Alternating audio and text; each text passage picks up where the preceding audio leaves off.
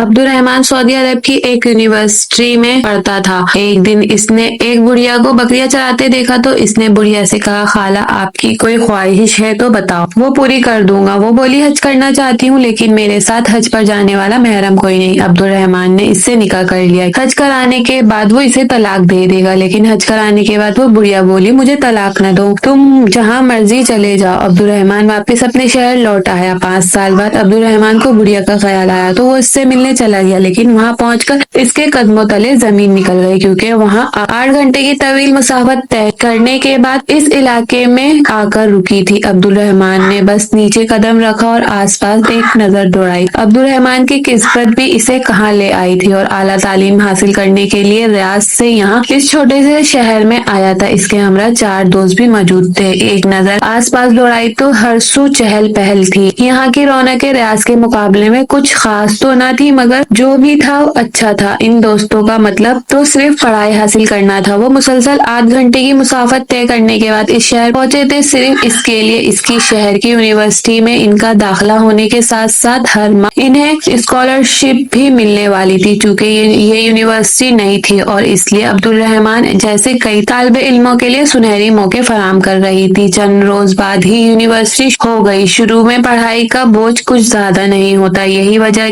थी कि अब्दुल रहमान खुद पढ़ाई में मसरूफ होने के बावजूद अपने घर वालों को याद करने लगा था। घर में माँ बाप, एक छोटी बहन थी जिनकी कमी इसे याद कर शदीद महसूस होने लगती। अभी अभी वो इनसे फोन पर बात करने के बाद यूं ही बैठा बोर हो रहा था कि तो सोचने लगा कि बाहर का चक्कर लगाया जाए। दोस्त भी खुशगप्पियों में मसरूफ थे, मगर वो अक्सर ज्यादा देर तन्हा ही रहना पसंद करता था। अब्दुल रहमान अपने हॉस्टल से बाहर निकला और यूं ही इस शहर में घूमने फिरने लगा तो शहर की रौनकें और रंगीनियां देखता रहा। फिर यूं ही चलते चलते इस शहर की रंगीनियों से हटकर एक कच्चे रास्ते की जानिब जाने लगा, जहाँ हर सू सब्जा ही सब्जा था। आसपास कई लोग जा रहे थे, बच्चे खुली जमीनों पर खेल कूद में मसरूफ थे। तभी अब्दुल रहमान को एक जानिब से छोटी सी सड़क से एक खातून आती हुई दिखाई दी। ना चाहते हुए भी वो इस खातून को देखने लगा, जो कि बूढ़ी थी। सर के बाल इसके सफेद हो चुके थे, मगर इसके बावजूद बड़े ही सलीके से इसने अपने सर पर दुपट्टा ओढ़ रखा था। हाथ में एक लाठी थामे वो अपनी बकरियों को एक कतार में आगे की जानिब ले जा रही थी।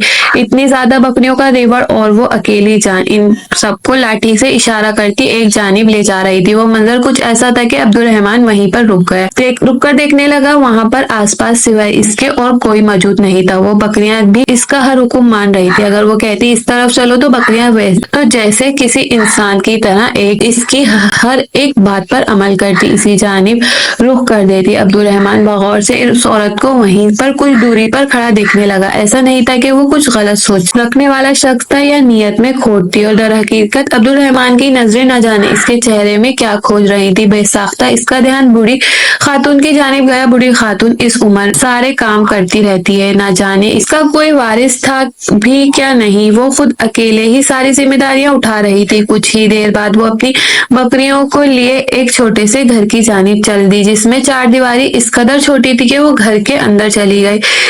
इसके बावजूद दिखाई दे रही थी। बूढ़ी औरत ने अपनी बकरियों को एक जानिब बांधा और फिर अंदर कमरे में चली गई। तभी एक शख्स वहां से गुजरा, जो कि इस इलाके का रहने वाला था। अब्दुल रहमान इससे पूछने लगा कि भाई, ये बूढ़ी औरत क्या है? इस मकान में अकेली रहती है? इसका शौहर या बेटे भाई किधर है? वो ये सुनकर वो शख्स गहरी सांस खारिज करके बोला, अरे भाई, अब क्या बताएं तुम्हें?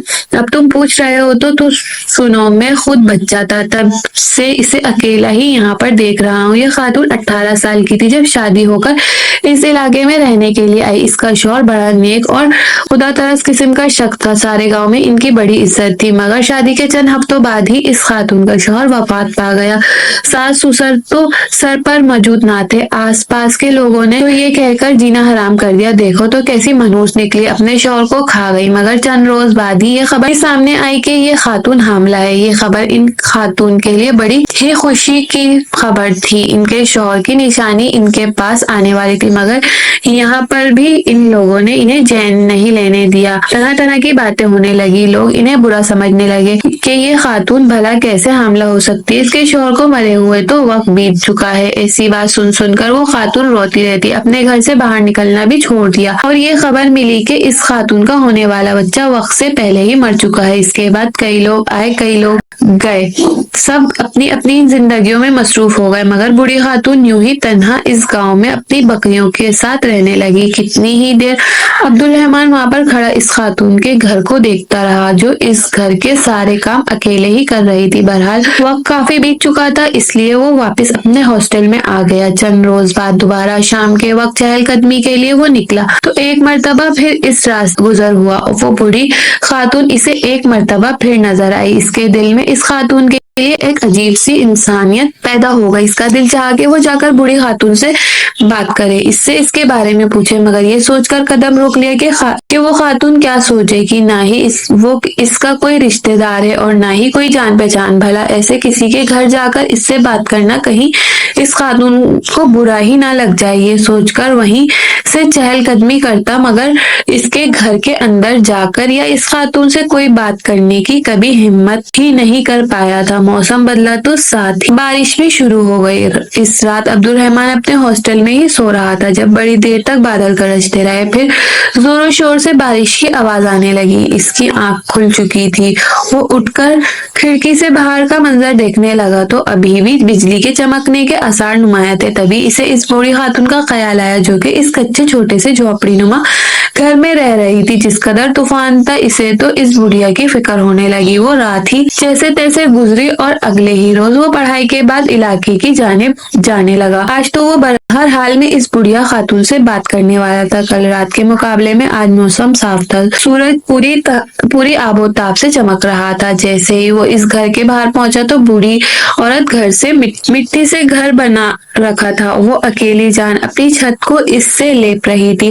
पहले छत पर मिट्टी लेपती, फिर बोसीदा सी सीढ़ी उतरकर दोबारा मिट्टी भर के ऊपर ले जाती। अब्दुल रहमान घर में दाखिल हुआ और इस बूढ़ी खातून को सलाम किया। बूढ़ी खातून ने भी मुस्कुराकर सलाम का जवाब दिया।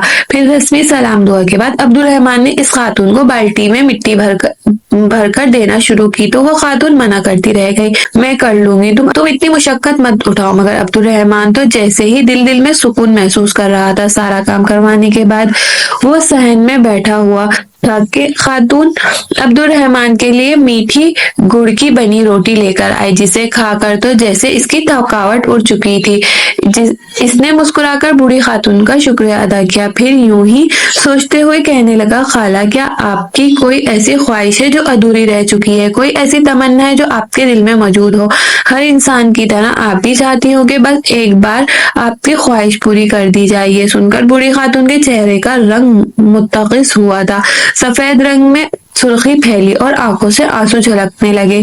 कहने लगी, हाँ, मेरी बस ऐसी ख्वाहिश है, मगर वो ख्वाहिश पूरी नहीं हो सकती। अब्दुल रहमान फौरन बोला, मुझे बताएं, हो सकता है मैं आपकी ये ख्वाहिश पूरी कर सकूंगा। इतना सुनकर वो खातून कहने लगी, मेरी ख्वाहिश थी कि मैं हज या उम्रा कर सकूं, मगर मेरी ये ख्वाहिश वक्त के साथ साथ मेरे दिल में ही दफन रह गई। इतना कहते हुए इस खातून का चेहरा आंसू से भीग चुका था। अब्दुल रहमान भी इसे रोता देखकर रो रहा। कहने लगा कि आप अब तक क्यों नहीं हज या उम्रा करने के लिए खाने काबा गई? वैसे भी यहाँ जाने की कोई खास खर्च तो नहीं होगा, या तो फिर आपके पास रकम नहीं थी? अब्दुल रहमान इस खातून से ये बात करने लगा। इसने सोच लिया था कि अपनी तरफ से रकम इस खातून को दे देगा। अगर इसे माली मुश्किलात हैं तो वो जरूर इसकी ये ख्वाहिश पूरी करेगा। मगर वो बूढ़ी खातून कहने लगी कि नहीं, मेरे पास रकम मौजूद है, मगर मेरे पास महरम रिश्ता नहीं है। ना ही मेरे पास मेरा शौहर है, ना ही बेटा है, और ना ही कोई और महरम रिश्ता है जिसके साथ मैं हज करने के लिए जा सकती। वक्त के साथ साथ तो जैसे ख्वाहिश मेरे दिल में ही दफन होकर रह चुकी थी। ये तो शरई मसला है, मगर आप अब क्या करें, क्या कर सकते हैं? इतना कहकर वो खातून रोते हुए वहां से उठकर कमरे में चली गई और अब्दुल रहमान भी वापस अपने हॉस्टल में आ गया। इस रात इसकी आंख नहीं लगी। इसने जिस मान से इस खातून से कहा था कि वो इसकी हर ख्वाहिश पूरी करेगा, और यूं अब इसकी ख्वाहिश सुनकर वो चाहते हुए भी इसकी ख्वाहिश पूरी नहीं कर पा रहा था। ये बात इसे अंदर ही अंदर झंझोड़ रही थी कि आखिर वो इस खातून की कैसे मदद करे, कैसे इसका महरम रिश्ता ढूंढे और जो इसको खाने काबा की ज़ियारत करवा सके। सारी रात यूं ही सोचता रहा कि जब अचानक खुदा की तरफ से इसके दिल में इल्हाम की तरह एक बात आई। इसके जहन में ये बात आई, क्यों ना वो इस औरत से निकाह कर ले, सिर्फ इसीलिए कि نکاح کے بعد وہ اس کا محرم ہو جائے گا اور یوں وہ اسے حج کروانے کے لیے بھی لے گیا۔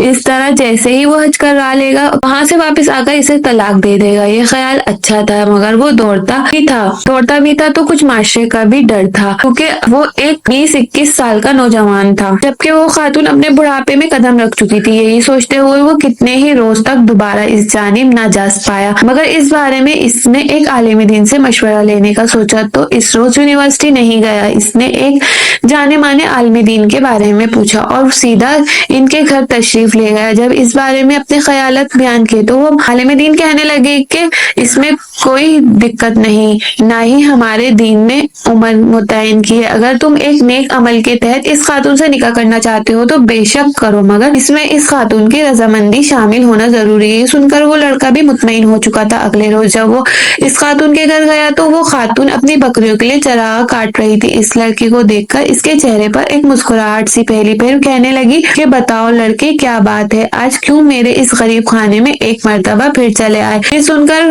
عبد الرحمن مسکرایا اور پھر ڈرتے ڈرتے اپنے لبوں سے یہ بات کی کہ میں آپ سے نکاح کرنا چاہتا ہوں۔ یہ سن کر تو اس عورت کے چہرے کا رنگ اڑ چکا تھا۔ وہ حیرت سے اس کا چہرہ دیکھنے لگی اور وہاں سے اٹھ کر کھڑی ہوئی کہنے لگی تم جانتے ہو کیا کہہ رہے ہو؟ یہ سن کر عبد الرحمن کہنے لگا جی ہاں، میں چاہتا ہوں کہ آپ کی اس خواہش کو ضرور پورا کروں۔ تو میں نے اس بارے میں بہت سوچا اور پھر اس نتیجے پر پہنچا ہوں کہ آپ سے نکاح کر کے آپ کو حج ضرور کراؤں گا۔ اس کے بعد حج سے واپسی میں آپ کو طلاق دے دوں گا۔ ویسے بھی میری پڑھائی بھی یہاں پر مکمل ہو جائے گی اور واپس اپنے شہر چلا جاؤں گا اور آپ اپنے آگے کی زندگی یہاں پر معمول کے مطابق گزار لینا۔ اس خاتون نے گہری سانس خارج کر کے اس کی آنکھوں میں آنسو تھے، کتنی ہی دیر تک کوئی جواب نہ دے پائی، پھر کہنے لگی میں اس بارے میں جلد بازی میں کوئی فیصلہ نہیں کرنا چاہتی، اس لیے میں تمہیں اس بارے میں سوچ کر بتاؤں گی۔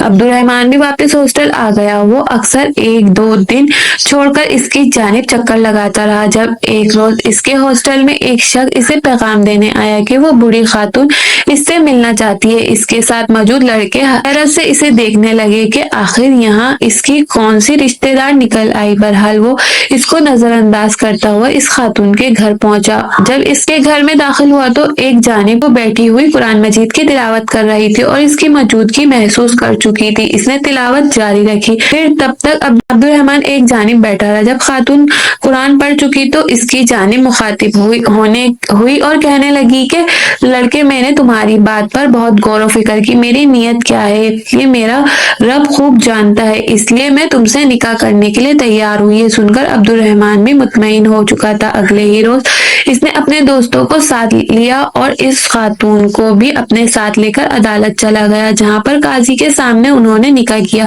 یہ رشتہ دونوں کی باہم رضامندی سے طے ہو رہا تھا، اس لیے کوئی بھی کسی بھی طرح کا اعتراض نہیں کر پا رہا تھا۔ ایک ہی ماہ بعد شروع ہونے والا تھا، تبھی تک عبد الرحمن کے نکاح میں ہی تھی۔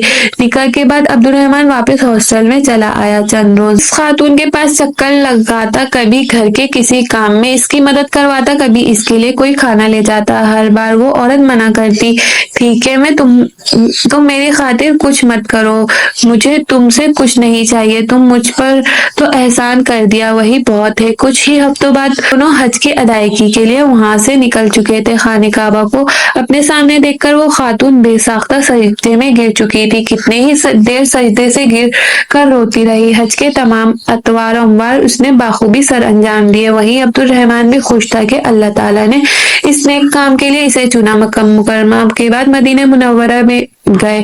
تمام تر زیارت کرنے کے بعد جب واپس اپنے علاقے میں پہنچے تو وہ خاتون عبد الرحمن کا شکریہ ادا کرنے لگی۔ عبد الرحمن واپسی اپنے ہاسٹل میں آ چکا تھا کیونکہ اس وقت طلاق کے معاملے پر بات کرنا مناسب نہ تھا۔ اگلے روز جب وہ واپس اس خاتون کے پاس گیا تو کہنے لگا آپ سے نکاح کرنے کا مقصد صرف اور صرف آپ کو حج کروانا تھا، اب تو آپ کی یہ خواہش پوری ہو چکی ہے، اس لیے میں چاہتا ہوں کہ آپ کو طلاق دے دوں۔ یہ سن کر اس خاتون کا چہرہ متغیر ہونے لگا، کہنے لگی کہ مجھے طلاق دینا ضروری تو نہیں، میں تو تمہاری زندگی میں کہیں بھی کوئی رکاوٹ نہیں ڈال رہی، نہ ہی تم اپنا خرچ مانگ رہی ہوں یا کسی بھی طرح کی کوئی ڈیمانڈ کر رہی ہوں۔ تم چاہو تو یہاں سے واپس چلے جاؤ، دوبارہ یہاں پر کبھی لوٹ کر نہ آنا، جا کر شادی کرو، اپنا گھر بساؤ، کل کو تمہارے بیوی بچے ہوں گے، مجھے کسی سے کوئی شکایت نہیں، نہ ہی تم سے۔ ارے تمہارا تو مجھ پر بہت احسان ہے، مگر ایک اور احسان مجھ پر کر دو کہ مجھے طلاق مت دو، میں اپنی آگے کی زندگی تمہارے نکاح میں گزارنا چاہتی ہوں۔ عبد الرحمن نے یہ سنا تو وہ حیرت میں مبتلا تھا۔ کیا ہوا تھا؟ اس نے سوچا تھا کہ وہ اسے طلاق دے دے گا، مگر اس خاتون نے جب اس سے کہا کہ عبد الرحمن نے اسے انکار کر دیا۔ ویسے بھی وہ خاتون کوئی خاص چالاک یا تیز ترار بھی نہ تھی جو آج کل کو اس کے لیے مسئلہ کھڑی کر سکتی تھی، اس لیے اس نے طلاق نہ دی اور واپس اپنے ہاسٹل آ گیا۔ ہفتوں بعد وہ کبھی کبھار اس خاتون کے پاس جاتا اور اس سے دل کی باتیں کر آتا۔ پھر جب اس کی پڑھائی مکمل ہو گئی تو عبد الرحمن اپنی ڈگری لے کر واپس اپنے گھر چلا گیا۔ گھر جاتے وقت اپنے گھر والوں، ماں باپ کی محبت دیکھی تو جیسے سب کچھ بھول گیا تھا۔ یہ بھول گیا کہ اس کی ایک بیوی تھی جسے وہ چھوڑ کر آیا تھا۔ کئی سال یوں گزر گئے، اس کا تو وہ حساب تھا کہ کے لیے نیکی کر اور دریا میں ڈال دیا۔ اس لیے نے اپنے لیے نوکری ڈھونڈی اور اپنی فیملی کے ساتھ خوش رہنے لگا۔ اس کی شادی کی بھی بات ہو گئی۔ ایک مرتبہ اس کے کچھ دوست اس سے ملنے آئے تو یوں ہی کسی مذاق سے کہنے لگے، تمہاری پہلی بیوی کا کیا حال ہے؟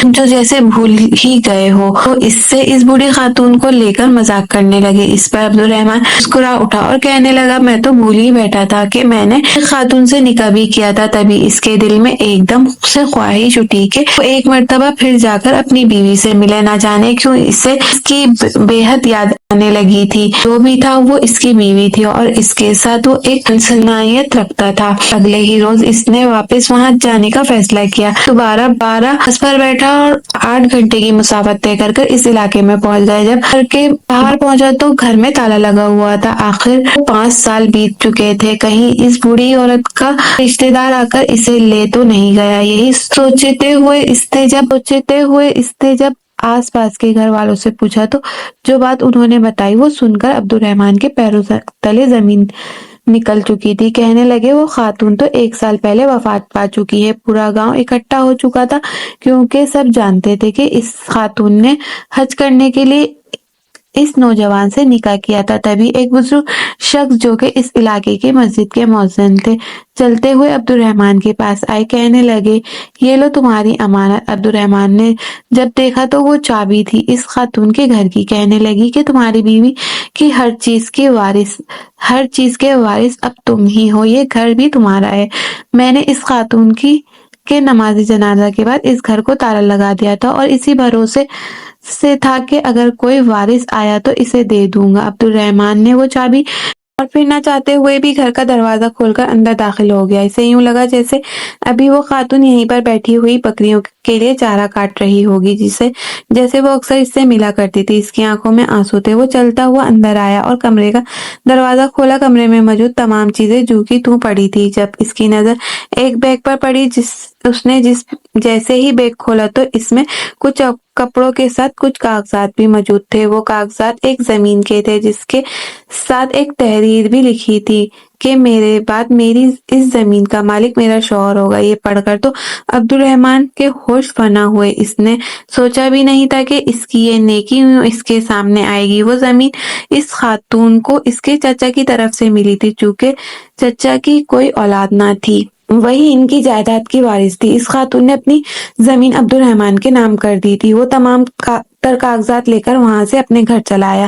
اس نے پہلے تو اپنے والدین کو اس بارے میں کچھ نہیں بتایا تھا۔ جب اس بارے میں بتایا تو اس کے والد نے اپنے بیٹے کے سر پر بوسہ دیتے ہوئے کہنے لگے کہ بے شک تم نے بہت اچھا کام کیا کہ بھلائی بھی کی اور بدلے میں لالچ بھی نہیں کی۔ یہی وجہ ہے کہ خدا نے تمہیں اس انعام سے نوازا ہے۔ جب اس زمین کے بارے میں چھان بین کی گئی تو وہ زمین جدہ میں ساحلی علاقوں کے قریب موجود تھی، جس کی قیمت 300 ملین ریال تھی۔ یہ سب کچھ اب عبد الرحمن کا تھا، جو کہ صرف اور صرف اس خاتون کی بدولت ہی اسے مل پایا تھا۔ خدا نے اس کی نیکی کا اجر دے دیا تھا۔ بے شک نیکی کرنے کے بعد اس کو بھول جانا ہی بہتر عمل ہے۔ نیکی اور احسان کا اجر لوگ دے نہ دے، مگر ہمارا رب بہترین طریقے سے دیتا ہے۔